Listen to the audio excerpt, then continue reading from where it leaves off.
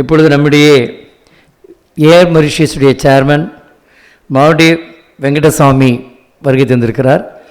May I request chairman to felicitate the conference.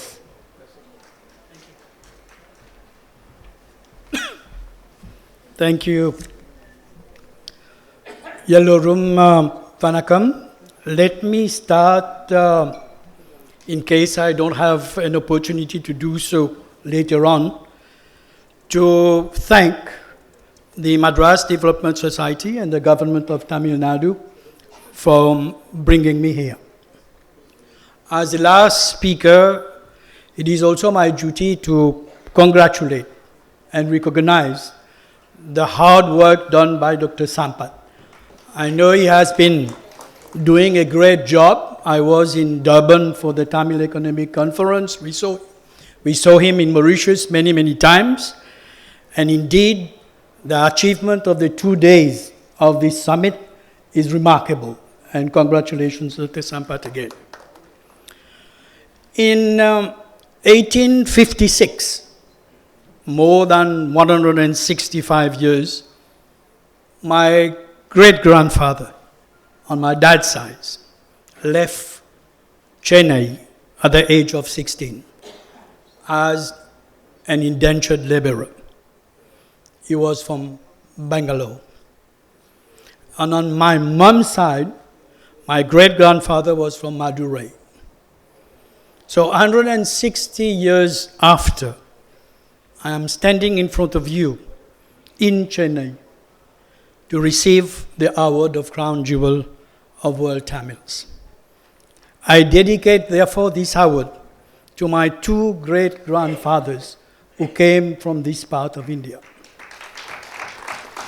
It is indeed an honor and privilege to receive such recognition. As it has been said, I am the head of a company in leather industry.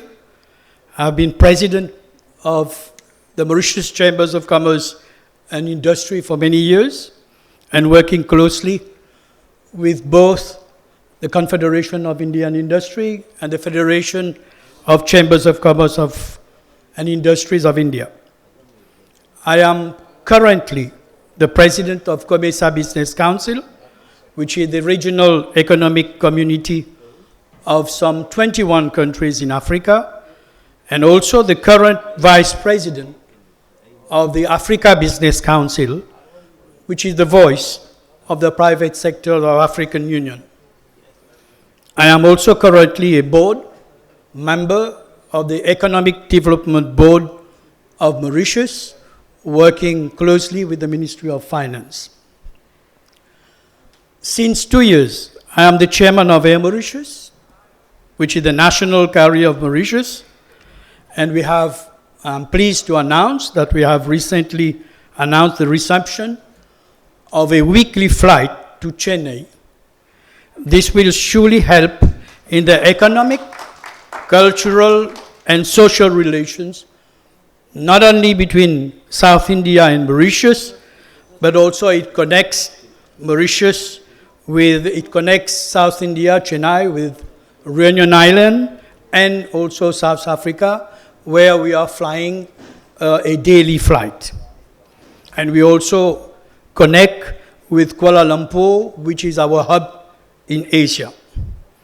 Let me, within the 5 minutes, give you a quick overlook of some figures of Mauritius. Our GDP is $12.6 billion US, with a per capita of $10,000 US, with an economic growth of 8.8% and an inflation rate of 11%.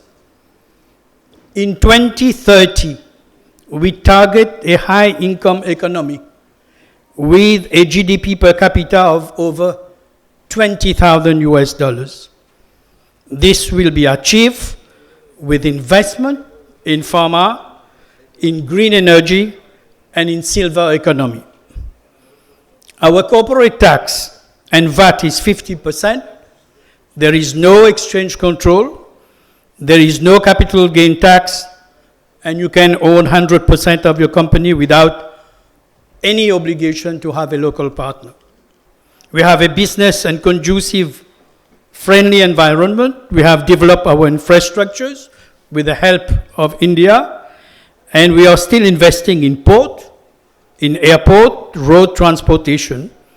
We have a resilient and diverse fiber connectivity. Mauritius became the 8th most fiber country in the world in terms of connectivity and the first in Africa. On international accolades, just to mention a few, we are first in Africa on ease of doing business, on global innovation, on regulatory effectiveness, on economic diversification, on the best place to work, and for many, many years, first on the Mo Ibrahim Index on African governance in Africa. What is the Mauritius strategy over the next years?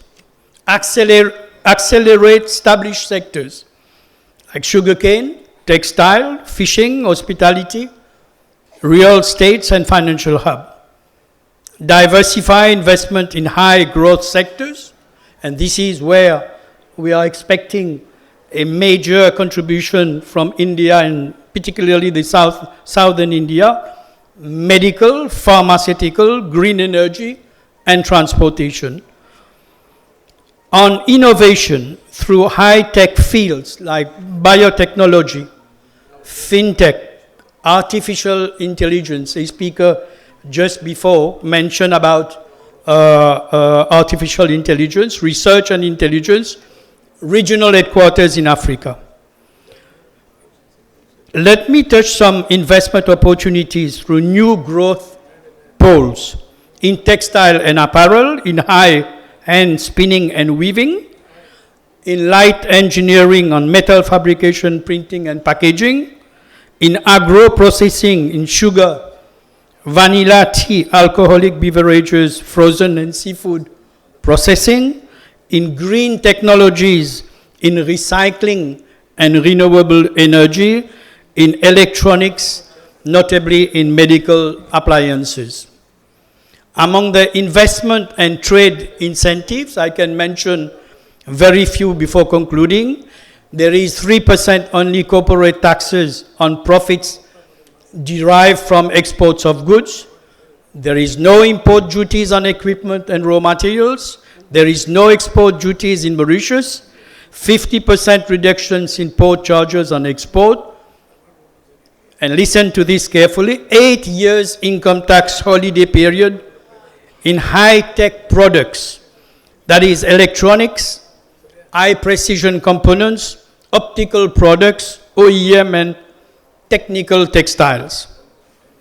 On the other opportunities, I can talk a lot about the medical devices manufacturing, in biopharma research, manufacturing in generic and therapeutic, in clinical trial, in multi-specialty clinics like oncology, geriatrics, cardiology, neurology, robotic surgery, wellness resort and Ayurveda retreat, especially bearing in mind that we have over 1 million tourists visiting the island every year, and especially looking for medical tourism.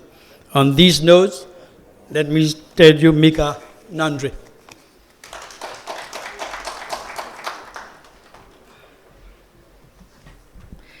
தன் முன்னோர்களை நினைவு கூர்ந்து தன்னுடைய விருதுகளையும் அவர்களுக்கு அர்ப்பணித்திருக்கிற அருமையான தமிழர். இந்த அமர்வு இத்தோடு நிறைவு பெறுகிறது. இந்த அமர்விலே கருத்துரை வழங்கிய பேராசிரியர் ரங்கநாதன் அவர்களுக்கு இப்பொழுது சிறப்பு செய்யப்படுகிறது.